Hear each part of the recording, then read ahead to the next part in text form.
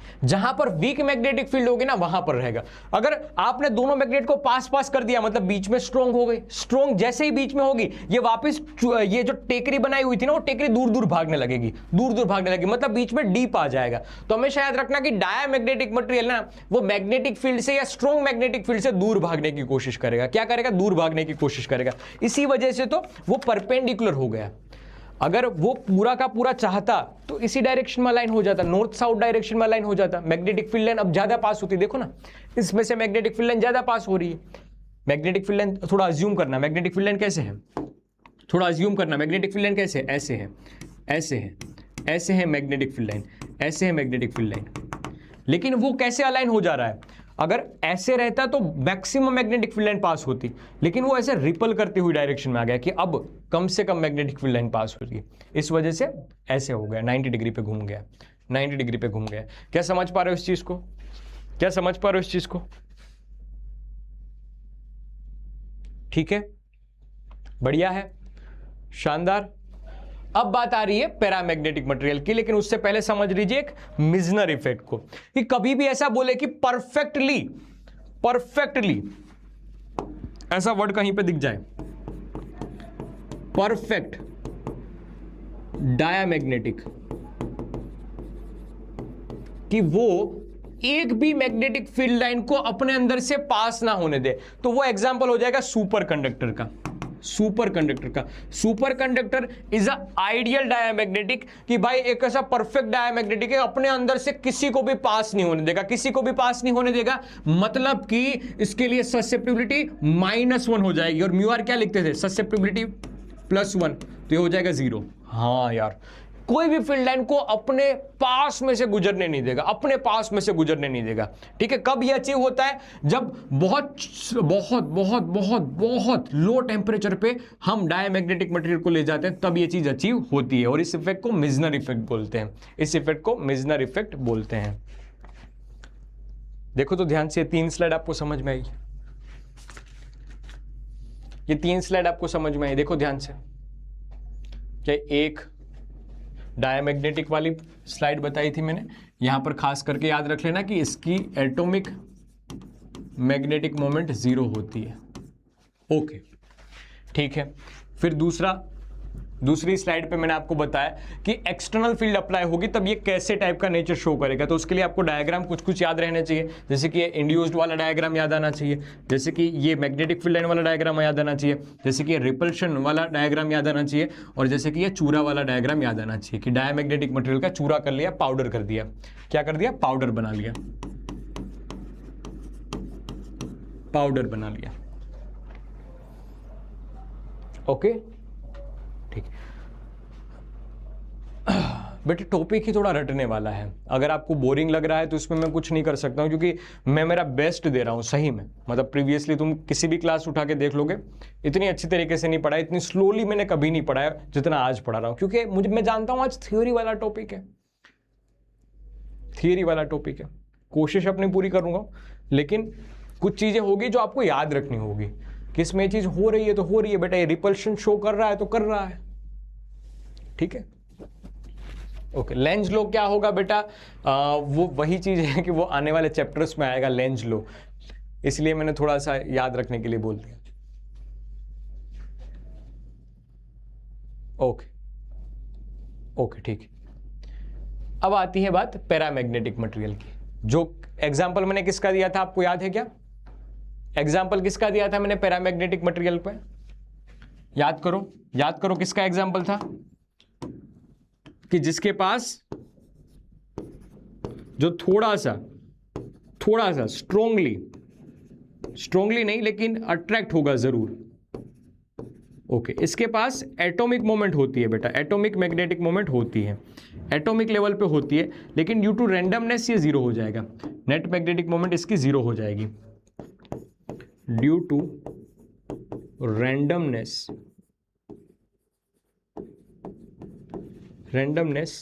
Net magnetic moment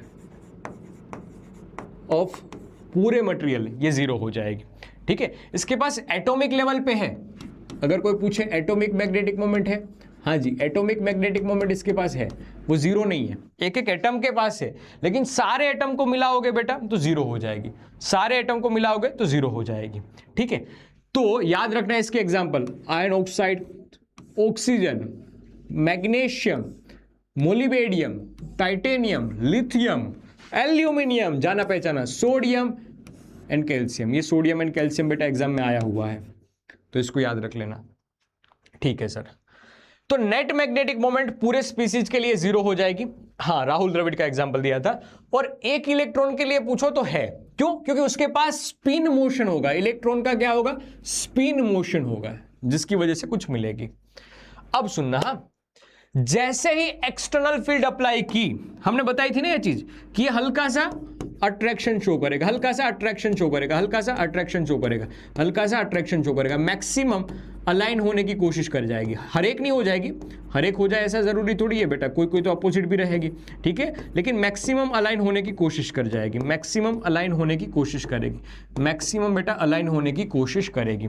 जैसे कि तुमने H अप्लाई किया, ये सामने अप्लाई किया तुमने H, ये सामने तुमने अप्लाई किया H, अपोजिट उसी डायरेक्शन में हमें मिलता है I, उसी डायरेक्शन में हमें मिलता है I, उसी डायरेक्शन में हमें I मिलता है। तो अब नेट मैग्नेटिक मोमेंट जीरो नहीं है। एक्सटर्नल फील्ड जैसे ही अप्लाई करोगे बेटा, नेट मैग्नेटिक मोमेंट कुछ मिलेगी, जीरो नहीं मिलेगी, कुछ मिलेगी, कुछ मिलेगी। ठीक है, ठीक है। कब? जब अप्लाई करेंगे ना हम एक्सटर्नल फील्ड, तब नेट मैग्नेटिक मोमेंट कुछ मिलेगी, जीरो नहीं मिलेगी, कुछ मिलेगी, कुछ मिलेगी। और ये धीरे धीरे धीरे अट्रैक्ट होगा, धीरे धीरे धीरे धीरे धीरे धीरे धीरे धीरे धीरे धीरे ये अट्रैक्ट होगा। तो आपने एक्सटर्नल फील्ड जैसे ही लगा दी, क्या किया बेटा? जैसे ही एक्सटर्नल फील्ड लगाई, जैसे ही H लगा दिया, वैसे हल्का हल्का हमें I देखने को मिला है, वैसे हल्का हल्का यहां पर हमें मैग्नेटाइजेशन देखने को मिला है। ये डाइपोल अलाइन होती हुई दिखाई दी है, डाइपोल अलाइन होती हुई दिखाई दी है, डाइपोल अलाइन होती हुई दिखाई दी है। क्या इस बात को समझ पा रहे हो आप? हाँ जी सर। तो ये वीकली लेकिन अट्रैक्ट जरूर हुआ है, तो इस वजह से ज्यादातर मैग्नेटिक फील्ड लाइन इसी में से पास होने की कोशिश करेगी। क्या करेगी? इसमें से पास होने की कोशिश करेगी। तो नंबर 1 डायग्राम ये आना चाहिए। नंबर 2 डायग्राम कि नंबर ऑफ फील्ड लाइन इसमें से पास होने की कोशिश कर रही है। देखो, जो इसकी थी नहीं, लेकिन फिर भी इसमें से पास होने की कोशिश कर रही है। क्यों? क्योंकि ये प्यार दिखा रहा है बेटा, राहुल द्रविड़ की तरह ये हल्का सा प्यार दिखा रहा है। दूसरा डायग्राम आपको याद आना चाहिए, हल्की सी मैग्नेटिक फील्ड लाइन इसमें से ज्यादा निकलेगी। तीसरा डायग्राम कि अगर मैं कोई पैरामैग्नेटिक मटेरियल को रोड के फॉर्म में लूं और उसको ऐसे नॉर्थ साउथ के बीच में रख दूं, नॉर्थ साउथ पोल के बीच में रख दूं, तब क्या होगा? नॉर्थ साउथ पोल के बीच में रख दूं, तब क्या होगा? तब ये हल्का सा ध्यान से देखना, हल्का सा ऐसे ऐसे रख दिया ना, ऐसे कैसे भी रख दिया तो धीरे धीरे धीरे नॉर्थ साउथ डायरेक्शन में अलाइन हो जाएगा। क्या होगा? धीरे धीरे धीरे मैग्नेटिक फील्ड की डायरेक्शन में अलाइन हो जाएगा। पहले वाले केस में क्या था? परपेंडिकुलर अलाइन हो रहा था। ठीक है, परपेंडिकुलर अलाइनमेंट शो हो रहा था, मैग्नेटिक फील्ड से परपेंडिकुलर अलाइनमेंट हो रहा था। इस केस में क्या हो रहा है? मैग्नेटिक फील्ड लाइंस की डायरेक्शन में, मैग्नेटिक फील्ड लाइन की डायरेक्शन में अलाइनमेंट शो कर रहा है। लेकिन ये अलाइनमेंट कैसे हो रहा है? धीरे धीरे, जैसे ऐसे रखा हुआ है ना, तो ये धीरे धीरे धीरे धीरे धीरे धीरे अलाइन होने गया। ऐसे ऐसे रखा हुआ है ना बेटा, इस डायरेक्शन में धीरे धीरे अलाइन होगा। तो ये स्लोली अलाइन होगा। कैसे होगा? स्लोली अलाइन हो जाएगा, स्लोली अलाइन हो जाएगा। ठीक है, और जो डाया के लिए पड़ा था उसके अपोजिट हो जाएगा बेटा। जहां पर ये स्ट्रॉन्ग मैग्नेटिक फील्ड होगी वहां पर चूरा पूरा का पूरा रहने की कोशिश करेगा, और जहां पर बेटा वीक मैग्नेटिक फील्ड, ये मैग्नेट देखो दूर दूर है, तो वीक मैग्नेटिक फील्ड है, जहां पर वीक मैग्नेटिक फील्ड है वहां पर ये कम रहने की कोशिश करेगा। जिस तरफ स्ट्रॉन्ग है वहां पर ज्यादा रहेगी, जिस तरफ वीक मैग्नेटिक फील्ड है वहां पर चूरा कम रहेगा। देखो तो ध्यान से, सारे पॉइंट समझ में आए? भाई मानता हूं बेटा थियोरेटिकल पॉइंट है, थोड़ा सा तुम्हें याद रखना पड़े वैसा कंसेप्ट है, लेकिन अपना बेस्ट दे रहा हूं, तुम कोशिश करो। मतलब आज अगर क्लास में ध्यान दे दिया तो तुम्हें याद रखने के लिए उतनी चीजें नहीं रहेगी ज्यादा। ठीक है, आज का सेशन वैसे इजी है, मतलब इतना डिफिकल्ट सेशन नहीं है।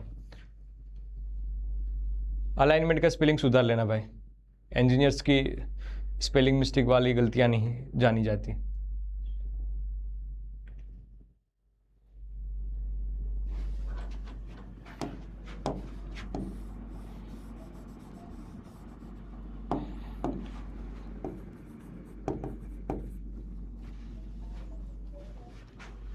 ठीक है, ओके। अब जो भी बेटा ये पैरामैग्नेटिक मटेरियल के लिए आपने समझा ना, वो सब कुछ फेरोमैग्नेटिक मटेरियल के लिए अप्लाई कर दीजिए। जहां पर वीकली अट्रैक्शन आता है, स्लोली अट्रैक्शन आता है, फेरो में स्ट्रोंगली अट्रैक्शन आएगा। जैसे ही कागज का टुकड़ा आपने रखा, जैसे ही कागज का टुकड़ा आपने रखा, ऐसे रखा था ना हल्के से, वो फट से अलाइन हो जाएगा, फट से अलाइन हो जाएगा। तो जो भी चीज यहां पर है ना, जो भी चीज यहां पर है ना, वो स्ट्रोंगली अलाइन हो जाएगी। क्या होगी? एकदम स्ट्रोंगली अलाइन हो जाएगी। ठीक है, स्ट्रोंगली अलाइन हो जाएगी।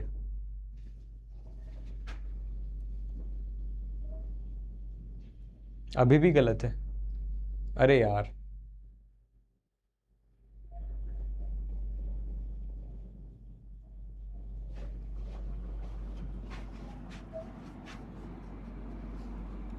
हर्षा बेटा क्या हुआ? ओ हर्षा,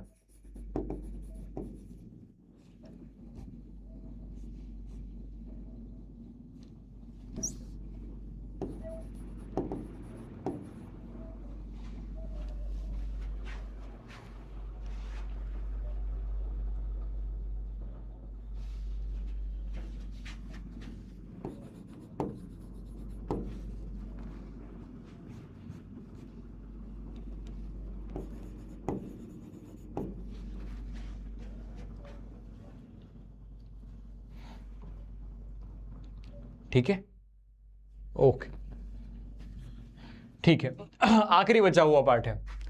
अरे इतनी ज्यादा स्लाइड है नहीं बेटा, ये शायद इसमें जरूर दिख रही होगी। इतनी ज्यादा स्लाइड है ही नहीं, बस ये क्वेश्चन है और उसके आंसर है। 2-3 क्वेश्चन ही है, उसके आंसर है, कुछ है नहीं। खत्म हो गया सेशन यहां पर। अब बात वही है कि फेरोमैग्नेटिक की जितनी भी बात थी ना, मतलब जो पैरामैग्नेटिक का नेचर था ना, वो एज इट इज आ जाएगा। वो एज इट इज आ जाएगा किसके लिए? एज इट इज आ जाएगा फेरोमैग्नेटिक मटेरियल के लिए। लेकिन ये है ना, स्ट्रोंगली सजेस्ट करता है, स्ट्रोंगली। ठीक है, स्ट्रोंगली बेटा अलाइनमेंट शो करता है, स्ट्रोंगली, कि जो भी चीजें वहां पर हो रही थी ना, वो एकदम स्ट्रोंगली अलाइन हो जाएगी, स्ट्रोंगली अलाइन हो जाएगी। तो इसीलिए यहां पर हम पढ़ते हैं कि ये क्यों होता है, स्ट्रोंगली क्यों, इतना ज्यादा क्यों। जैसे इसमें एग्जांपल किसका दिया था मैंने? किन क्रिकेटर का एग्जांपल दिया था?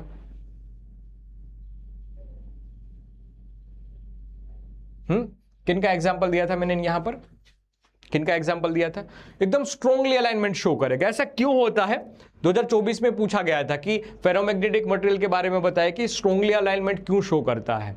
तो इसके अंदर होती है ऐसी बहुत सारी डाइपोल पहले से ही एक डायरेक्शन में, जैसे 4-4 का झुंड बना हुआ है। ये मान लीजिए टीम ए, टीम बी, टीम सी, टीम डी, ऐसे पहले से ही टीम अलाइनमेंट है। ये 1, ये 2, ये 3, 4, ये 4 का अलग झुंड है, ये 2 का अलग झुंड है, ये 3 का अलग झुंड है, ये 3 का अलग झुंड है, ये 4 का अलग झुंड है। ठीक है, ऐसे पहले से ही 2-2 की, 3-3 की, 4-4 की, ऐसे पहले से ही गुच्छा बना हुआ है, डाइपोल्स का गुच्छा बना हुआ है। देखना ध्यान से, ये डाइपोल्स का गुच्छा, जिसको डोमेन्स बोलते हैं। इंग्लिश में इसको अच्छे तरीके से ऐसा लिखते हैं कि सर डाइपोल्स, सुनना है इस बात को, magnetic dipoles are presents in form of clusters, in form of cluster. ये क्लस्टर वर्ड आना चाहिए, क्लस्टर्स, जिसको डोमेन कहते हैं। और इसी डोमेन की बनने की वजह से, इसी फॉर्मेशन ऑफ डोमेन्स की वजह से फेरोमैग्नेटिक मटेरियल है ना, वो मैग्नेटाइजेशन शो करता है। फेरोमैग्नेटिक मटेरियल है ना, वो मैग्नेटाइजेशन शो करता है। ये इसका कोर एग्जांपल हो जाएगा। ठीक है, अब डोमेन शुरुआत में रैंडमली डायरेक्शन में भी अलाइन हो सकती है। बेटा देखो, 4-4 का झुंड है, 5-5 का झुंड है, 2-2 का झुंड है, लेकिन वो डोमेन्स, वो डाइपोल्स की डायरेक्शन, वो क्लस्टर्स की डायरेक्शन, वो क्लस्टर में ये नेट मैग्नेटिक मोमेंट इस डायरेक्शन में, नेट मैग्नेटिक मोमेंट नीचे की डायरेक्शन में, नेट मोमेंट टेढ़ी डायरेक्शन में, नेट मैग्नेटिक मोमेंट ऐसे टेढ़ी डायरेक्शन में। तो हर किसी का बेटा अलाइनमेंट अपोजिट डायरेक्शन में, रैंडमनेस है, मतलब हर किसी का अपोजिट अपोजिट भी हो सकता है, क्रॉस हो सकता है। तो इस वजह से बताते हैं हम कि रैंडमनेस की वजह से हो भी सकता है कि डोमेन्स की जो नेट मैग्नेटिक मोमेंट मिलेगी वो जीरो हो। तो एब्सेंस ऑफ एक्सटर्नल फील्ड ये जीरो भी हो सकता है। इसके बेस्ट एग्जांपल कौन से रहेंगे? निकल और कोबाल्ट। याद रख लेना बेटा, इसको भूलना नहीं है, एग्जांपल पर बेस्ड क्वेश्चंस पूछे जा रहे हैं। तो निकल और कोबाल्ट बेस्ट एग्जांपल है इसके। ओके सर, लेकिन जैसे ही हमने मैग्नेटिक फील्ड अप्लाई की, पहले नहीं अप्लाई की थी तो नेट जीरो था, अनमैग्नेटाइज सैंपल था। जैसे ही हल्की सी मैग्नेटाइज अप्लाई की, देखो यहां पर हल्का सा मैग्नेटाइजेशन शो होने लगा, हल्का सा मैग्नेटाइजेशन शो होने लगा। डोमेन्स ज्यादातर इसी डायरेक्शन में लाइन होने लगी जिस डायरेक्शन में हमने मैग्नेटिक फील्ड लगाई। हमने सोचा कि चलो स्ट्रॉन्ग मैग्नेटिक फील्ड लगाते हैं, स्ट्रॉन्ग मैग्नेटिक फील्ड लगाते हैं, मैग्नेटिक फील्ड की वैल्यू अब बढ़ाते हैं। तो जैसे ही एक्सटर्नल मैग्नेटिक फील्ड की वैल्यू और बढ़ाई और बढ़ाई, एक अच्छा खासा मैग्नेटाइजेशन शो करने लगे, एक अच्छा खासा मैग्नेटाइजेशन शो करने लगे, अच्छा खासा मैग्नेटाइजेशन शो करने लगे हैं। ठीक है, तो जो प्रॉपर्टी मैंने वहां पर बताई थी ना, वही एज इट इज प्रॉपर्टी बेटा, कि ये तगड़ी तरीके से फील्ड लाइन शो करेगा, मैग्नेटाइजेशन शो करेगा, तगड़ी तरीके से फील्ड लाइन मैग्नेटाइजेशन शो करेगा। देखो सारी की सारी डोमेन्स, सारी की सारी डाइपोल्स है बेटा, वो इस मैग्नेटिक फील्ड की डायरेक्शन में अलाइन होने की कोशिश करती है। अगेन बोल रहा हूं, सारी की सारी अलाइन हो जाएगी क्या? नहीं, ऐसा जरूरी नहीं है बेटा, लेकिन हाँ मैक्स टू मैक्स अलाइन हो जाएगी। ओके सर, जितनी भी फील्ड लाइन हो बेटा वो सब बेटा इसमें से पास होना चाहती है। बेटा कितना कितना कूल बंदा है, इसमें से सारी की सारी मैग्नेटिक फील्ड लाइन पास होना चाहती है, सारी की सारी मैग्नेटिक फील्ड लाइन पास होना चाहती है।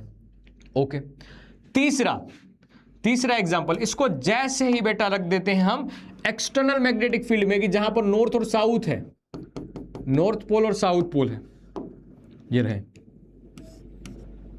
रहे, ठीक है, ये एक्सटर्नल फील्ड है। ये तुरंत बेटा, तुरंत फास्टली अलाइनमेंट शो करेगा, फास्ट अलाइनमेंट शो करेगा उसी मैग्नेटिक फील्ड की डायरेक्शन में। ऐसे तुरंत बेटा, मैंने बताया था ना ये चीज, डायग्राम बनाना है कि हाँ ऐसे सट करके अलाइनमेंट शो करेगा, ऐसा रख दिया कैसे भी, सट करके अलाइनमेंट शो करेगा, सट करके अलाइनमेंट शो करेगा।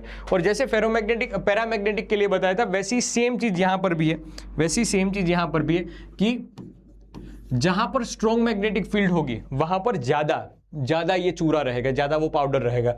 और हालांकि होता नहीं है, लेकिन अगर चूरा कर दो तब की बात है। और वीक मैग्नेटिक फील्ड होगी वहां पर डिप बन जाएगा, वीक मैग्नेटिक फील्ड वहां पर डिप, और स्ट्रॉन्ग मैग्नेटिक फील्ड वहां पर ज्यादा टॉप पाउडर बनेगा, ये मतलब ऊपर कर्व बनाएगा ये। ओके ठीक है, पानी पी लेता हूं। ठीक है, थैंक यू बेटा आरुषि।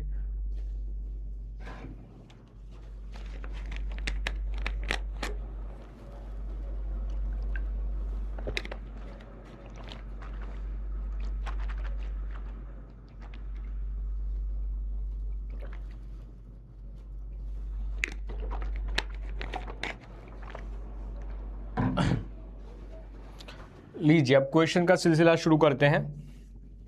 आप मुझे आंसर देना, ठीक है, कमेंट्स में आंसर देना। सीबीएसई 2024 का सवाल, सीबीएसई 2024 का सवाल बताइए, magnetic susceptibility of diamagnetic material कैसी होगी? छोटी होगी, बड़ी होगी, जीरो होगी?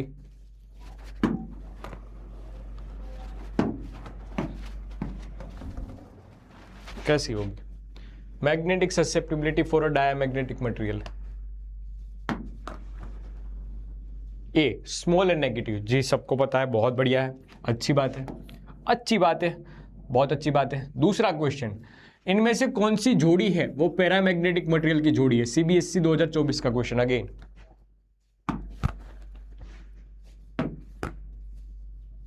कौन सी जोड़ी है वो पैरामैग्नेटिक मटेरियल की जोड़ी है? वो पैरामैग्नेटिक मटेरियल की जोड़ी। हट जा, मैं थोड़ा सा ले बेटा, गिन ले अब क्वेश्चन, गिन ले अब क्वेश्चन।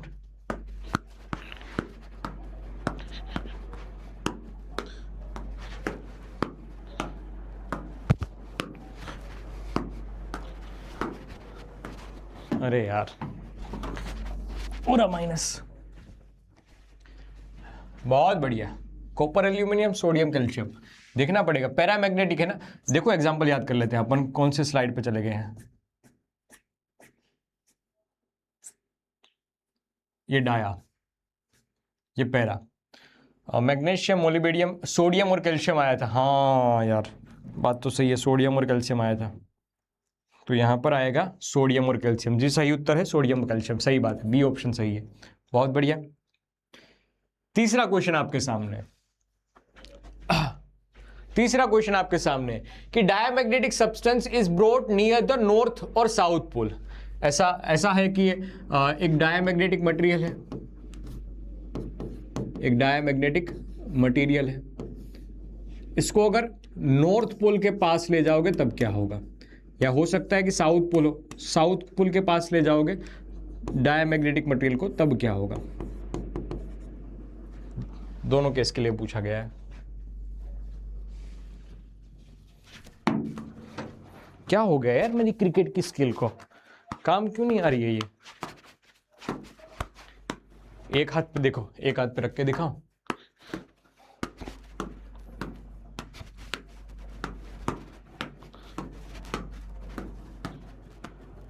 बाद में खेलते रहना सर। रिपेल करेगा दोनों के लिए बेटा, ये रिपेल करेगा, सही बात है, सही उत्तर है, रिपेल करेगा, रिपेल करेगा, बहुत बढ़िया बहुत बढ़िया, वाह। Repelled, repelled by both poles, दोनों को ये रिपेल करेगा। ओके, एक और क्वेश्चन है क्या, हाँ सीबीएसई 2023 का और एक क्वेश्चन है कि एक बार मैग्नेट है, when a bar copper is placed in external magnetic field, the field, copper का बना हुआ बार है बेटा, ठीक है, कॉपर मटेरियल है।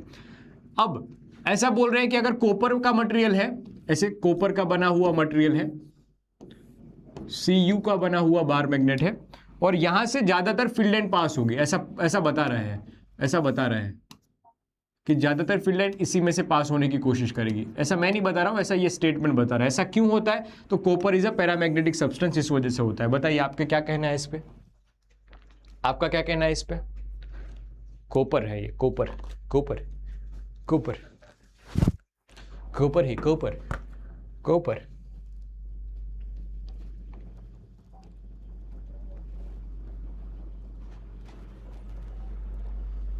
सॉरी स्लाइड के बीच में आ गया क्या मैं। बेटे दोनों ऑप्शन मुझे गलत लगते हैं, क्यों गलत लगते हैं, तो मैं उसके पीछे का तुम्हें लॉजिक बताता हूं। आप कॉपर देखोगे ना, तो कॉपर का एग्जांपल मैंने लिखवाया है, इट्स अ डायमैग्नेटिक मटेरियल। तो डायमैग्नेटिक मटेरियल में तो रिपल्शन होता है यार, डायमैग्नेटिक मटेरियल में तो रिपल्शन होता है, तो ये चीज तो गलत हो जाएगी। रिपल्शन होगा तो दूर दूर भागने की कोशिश करेगी, और ये तो पैरामैग्नेटिक बोल रहा है, तो दोनों ऑप्शन गलत हो जाएंगे। A is false, R is also false, R is also false. Okay sir, okay sir. JEE Mains 2020 का क्वेश्चन है, सुनना सुनना। क्या है यहां पर बात कि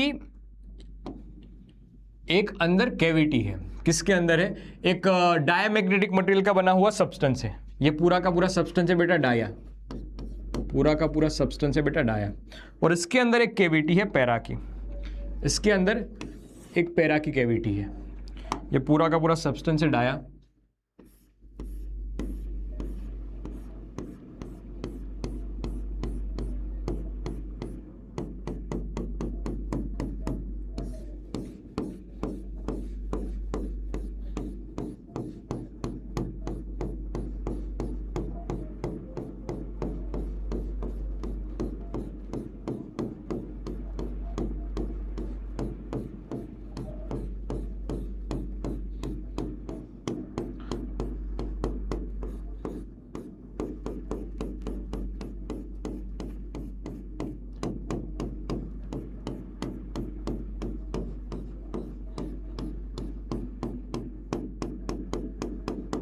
और इसके अंदर है पैरा, ठीक है। अब the whole system is placed in uniform magnetic field. अगर ये पूरी की पूरी सिस्टम है बेटा यूनिफॉर्म मैग्नेटिक फील्ड में रखी गई है, यूनिफॉर्म मैग्नेटिक फील्ड में रखी गई है ऐसे, तब क्या होगा, यूनिफॉर्म मैग्नेटिक फील्ड में रखी जाएगी तब क्या होगा। और ये कैसा अलाइनमेंट है, कैसा है? वो है परफेक्टली डायमैग्नेटिक स्फीयर है, परफेक्टली डायमैग्नेटिक स्फीयर है, और उसके अंदर स्मॉल कैविटी है। वो कैविटी किससे बनी हुई है? कैविटी बनी हुई है पैरामैग्नेटिक मटेरियल से, पी लिखा हुआ पैरामैग्नेटिक सब्सटेंस से बनी हुई है। बहुत अच्छा क्वेश्चन है, बहुत अच्छा क्वेश्चन है, बहुत अच्छा क्वेश्चन है जी, बहुत बढ़िया। तुम्हारी बात एकदम सही है, तुम्हारी बात एकदम सही है। अंदर मैग्नेटिक फील्ड जीरो होगी। क्यों जीरो होगी दोस्त? क्यों जीरो होगी दोस्त? क्योंकि परफेक्टली डायमैग्नेटिक है बेटा। जितनी भी फील्ड लाइन आएगी उन सबको ये रिपेल करेगा, जितनी भी फील्ड लाइन आएगी उन सबको ये रिपेल करेगा। परफेक्टली है ना बेटा, ये सुपर कंडक्टर की तरह है, सुपर कंडक्टर की तरह है, इस वजह से। ठीक है, समझ में आएगा? अंदर आने ही नहीं देगा। क्या पैरामैग्नेटिक को कुछ फील ही नहीं होने देगा, ये पैरामैग्नेटिक मटेरियल को कुछ ये फील ही नहीं होने देगा। जितनी भी होगी बेटा उसको ये रिपल करने की कोशिश करेगा, रिपल करेगा। ठीक है, भले ही मैंने यहां पर ड्रॉ कर दिया लेकिन ये गलत है। ओके, तो जीरो वाला आंसर आएगा। रैंडमनेस नहीं बेटा, वो अंदर आने ही नहीं देगा, आने ही नहीं देगा फील्ड को, फील्ड को अंदर आने ही नहीं देगा, इसलिए इसका आंसर जीरो आएगा। ओके सर, ठीक है। देखो वैसे ये चैप्टर कंप्लीट हो गया है, वैसे ये चैप्टर यहीं पे कंप्लीट हो गया है, लेकिन किसी किसी की किताब में ये क्यूरीज लॉ दिया गया होगा। आप देख रहे हैं एनसीईआरटी में शायद दे ही रखा है, क्यूरीज लॉ दिया गया होगा। ये क्यूरीज लॉ हमें बताता है कि कोई पैरामैग्नेटिक सब्सटेंस होता है ना, 2 मिनट की बात है, 2 मिनट की बात है बेटा, इतना लुल्लू सा क्वेश्चन है कि पैरामैग्नेटिक सब्सटेंस होता है ना, तो उसमें टेम्परेचर बढ़ाने से धीरे धीरे धीरे धीरे धीरे धीरे ससेप्टिबिलिटी कम होती है। टेम्परेचर बढ़ाने से धीरे धीरे धीरे अलाइनमेंट कम होता है और ये ससेप्टिबिलिटी कम होती है, ससेप्टिबिलिटी कम होती है। तो यहां पर हमने एक कांस्टेंट इंट्रोड्यूस कर दिया, जिस कांस्टेंट को हम क्यूरीज कांस्टेंट कहते हैं। तो पैरामैग्नेटिक मटेरियल के लिए यही बात बताई गई है कि टेम्परेचर के इनवर्सली प्रोपोर्शनल होता है। देखो यहां पर magnetic susceptibility of a material inversely proportional to a absolute temperature, to a absolute temperature, over and out, खत्म, खत्म बेटा, खत्म। क्या ये सिर्फ और सिर्फ पैरामैग्नेटिक मटेरियल के लिए अप्लाई है? नहीं बेटा, फेरोमैग्नेटिक मटेरियल को भी एक समय पे पैरामैग्नेटिक मटेरियल पे कन्वर्ट कर सकते हैं। मतलब हमने किसी एक फेरोमैग्नेटिक सब्सटेंस का क्या किया, टेम्परेचर इंक्रीज किया, इंक्रीज किया, इंक्रीज किया, इंक्रीज किया, इंक्रीज किया। तो जैसे टेम्परेचर बहुत ज्यादा इंक्रीज कर दोगे ना, तो कोई एक पर्टिकुलर टेम्परेचर पे फेरोमैग्नेटिक मटेरियल है बेटा, वो पैरामैग्नेटिक की तरह बिहेव करेगा। किसी एक पर्टिकुलर टेम्परेचर पे फेरोमैग्नेटिक मटेरियल होगा, वो पैरामैग्नेटिक की तरह बिहेव करेगा। देखो अब उसकी ससेप्टिबिलिटी देखो, अब उसकी ससेप्टिबिलिटी का कर्व देखो, हाँ कुछ ऐसा ही तो है। और इसी टेम्परेचर को हम क्यूरीज टेम्परेचर भी कहते हैं, जिसके फॉर्मूला हम ऐसा लिखते हैं, susceptibility chi is equal to C T minus T C. T C क्या है? क्यूरीज टेम्परेचर की, जिस टेम्परेचर पे मटेरियल है वो फेरोमैग्नेटिक से पैरामैग्नेटिक मटेरियल बन गया है, खत्म। आपकी बुक में है, हाँ तो पढ़ो ना, तो पढ़ो ना दोस्त, पढ़ो ना, तो पढ़ो ना तो। हाँ, this law is important if this law is given in your NCERT. आप अपनी एनसीईआरटी खोलिए, एक बार देखिए, क्यूरीज लॉ दे रखा है, क्यूरीज लॉ दे रखा है, उसके बाद क्यूरी-वाइसिस लॉ दे रखा है, तो ये दोनों लॉ आपके लिए काम के होंगे। ओके ओके, हाँ तब ये इंपॉर्टेंट है। ओके, तब ये इंपॉर्टेंट है। बाकी मैंने आपको इलेक्ट्रोमैग्नेट और परमानेंट मैग्नेट के बीच का डिफरेंस पहले ही बता दिया था, लेक्चर नंबर 1 में ही बता दिया था। तो वही सारे पॉइंट्स है वो मैंने शॉर्टली भर दिए हैं। मतलब ये एक तरह से क्वेश्चन था, जिस क्वेश्चन को मैंने यहां पर सजेस्ट, मतलब पूरा का पूरी चीज है वो लिख के दे दी। ये क्वेश्चन था जिसको मैंने यहां पर सोल्व करके दे दिया है। तो इस क्वेश्चन को एक बार अच्छे से घर पे जाके पढ़ लीजिएगा। ये आपका होमवर्क रहेगा कि आप इसकी सारी चीजें पढ़ के लिए, जितनी भी बात है बेटा वो मैंने लेक्चर नंबर 1 में ऑलरेडी कर दी है। लेक्चर नंबर 1 में ऑलरेडी चीज पढ़ा दी है, लेकिन बस लिखी हुई चीज नहीं थी, तो उसको मैंने अच्छे से लिख के यहाँ पर दे दिया, अच्छे से लिख के दे दिया। ध्यान से देखो, कोई भी ऐसी चीज है वो आपको ना समझ में आए तो मुझे पूछो। कोई भी ऐसी चीज हो बेटा, कोई भी ऐसी चीज हो, आज की क्लास में, पिछली क्लास में, anything you want to ask, please please पूछिए।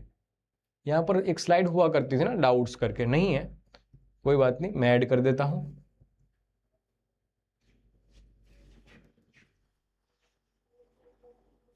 जी हाँ, किसी को कोई पूछना है तो पूछिए जी, किसी को कुछ पूछना है तो पूछिए जी।